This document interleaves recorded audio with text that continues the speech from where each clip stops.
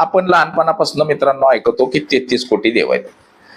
आज 33 कोटी देव हे फक्त भारतातच आहेत.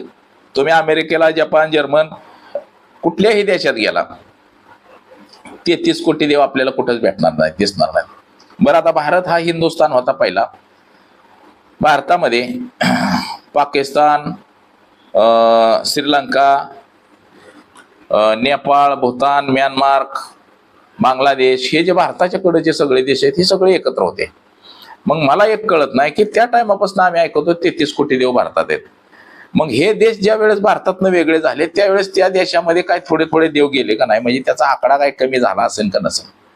परंतु असं आपल्याला कुठं इतिहासात वाचायला भेटत नाही की पाकिस्तानला एवढं देव गेलं, बांगलादेशला तेवढं गेलं, श्रीलंकेला तेवढं गेलं, नेपाळला एवढे गेले, भूतान, म्यानमार सगळ्याला एवढे एवढे देव गेले आणि एवढे देव आपल्याकडे शिल्लक राहिले. हे कुठंच ऐकायला भेटत नाही. फक्त आपण प्रत्येक वेळेस म्हणतोय की भारतात 33 कोटी देव आहे. आजपर्यंत ते आलंय 33 कोटी देव. 33 कोटी देवांची नावं सुद्धा कोणाला सांगता येणार नाहीत.